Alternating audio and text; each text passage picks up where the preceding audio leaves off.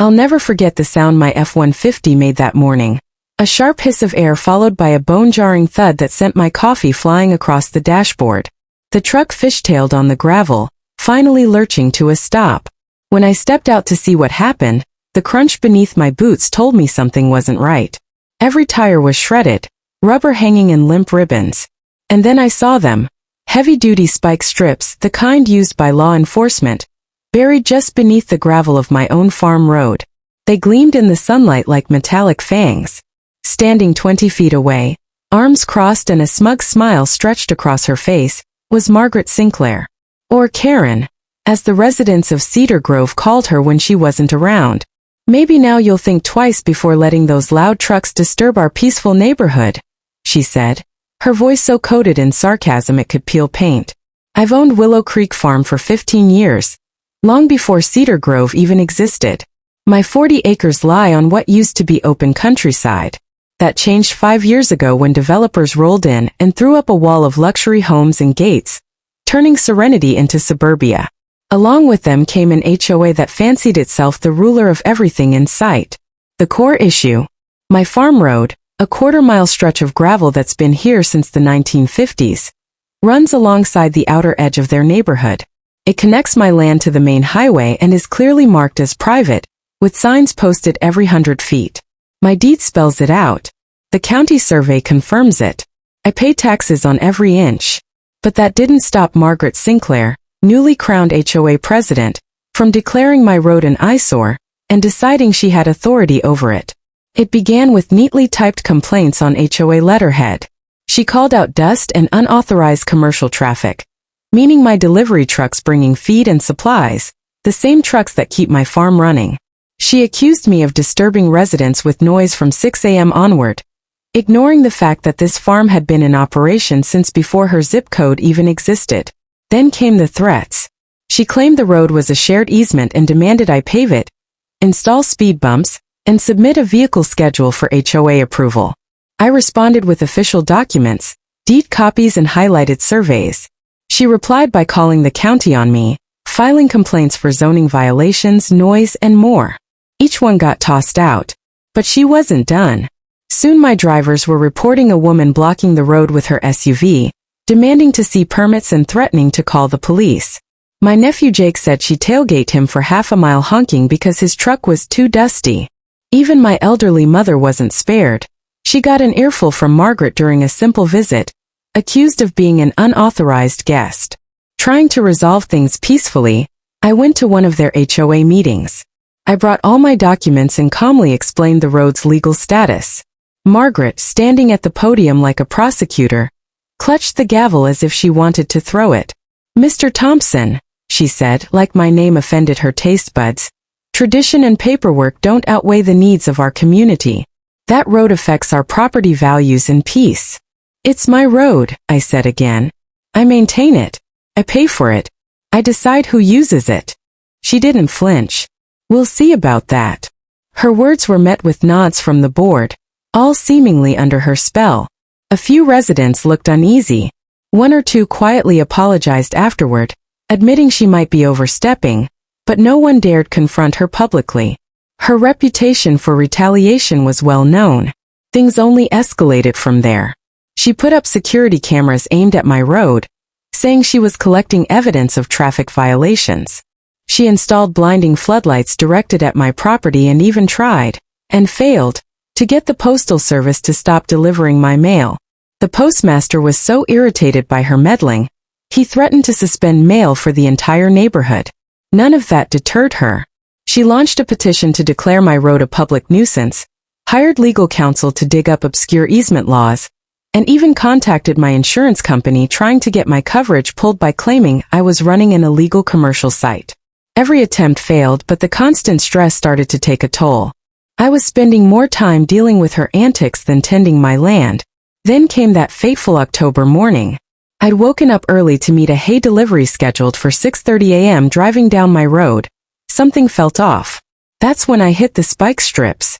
I was going about 15 miles per hour. If I'd been moving any faster, I might have lost control completely. If I'd moved any faster, I might have done something I'd regret. But I just stood there staring at my ruined tires, the jagged strips of rubber hanging like party streamers, while Margaret stood off to the side grinning like she just hit a jackpot. Something in me cracked, but I didn't raise my voice. I didn't threaten. I simply pulled out my phone and hit record. "Margaret," I said evenly, making sure her face filled the frame. "Did you put these spike strips on my private road?" Her smug smile faltered. "I don't know what you're talking about." I angled the camera toward the heavy-duty strips now embedded in my gravel road. "These commercial-grade spike strips. The ones that just totaled my tires. On land I own. Did you put them there?" "The HOA is allowed to take traffic control measures," she said, but her voice lacked the bite it usually had. "On my land? Interesting. I imagine the sheriff would have something to say about these traffic control measures." That did it. Her confidence evaporated. "Wait," she said, holding up a hand. "Let's not make this a legal thing.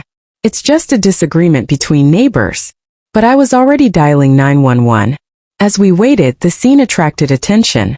Neighbors began drifting out of their homes, curious, whispering. By the time the sheriff's cruiser rolled up, half the block was out with phones raised, filming everything.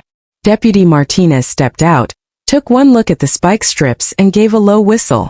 "These are the same models we use for high-speed chases. Where the hell would a civilian get these?" He started snapping photos while his partner walked over to Margaret and began asking questions. She tried her usual routine, HOA authority, community safety, but they weren't buying any of it. "Ma'am," Martinez said, his tone hardening, "placing devices like this is illegal. Doesn't matter if you're head of the HOA or the mayor. You can't sabotage someone's property. That's a crime." That's when I remembered the cameras I'd installed a few weeks ago after some minor vandalism. "I've got surveillance," I said. "Covers this whole stretch." Margaret's expression drained of all color. She started rambling misunderstandings, confusion. She didn't mean harm, but it was already over. The footage left no doubt. High-definition clarity captured Margaret at 2 a.m., dressed in black, creeping around with a toolbox. She'd driven in with her lights off, planted the strips, then tested them with a stick before driving off. She was cuffed right there on my driveway. Charges included destruction of property, trespassing, reckless endangerment, and criminal mischief. She kept shouting about her rights as they put her in the back of the car. And more than a few neighbors caught it all on camera. It went viral fast. By evening, the video had exploded online. Local news was all over it. "HOA president arrested for road trap sabotage" was the headline splashed everywhere. Interview requests flooded in, but I let my attorney deal with them. In court, Margaret tried to spin it, claiming she was protecting the neighborhood from reckless driving. But the prosecutor had her dead to rights. The footage alone would have sunk her, but there was more. The HOA's own security cameras, the ones she had insisted on installing, had caught her prowling around my road multiple times, watching. Then came the civil case. My lawyer didn't just sue Margaret. He sued the HOA. During discovery, we found she had used HOA money to buy the spike strips, labeling them as safety equipment. Meeting minutes showed her floating the idea in closed sessions. The other board members claimed they thought she was joking, but the notes told a different story. The county got involved too. Turns out you can't install road hazards like that, not even on private roads.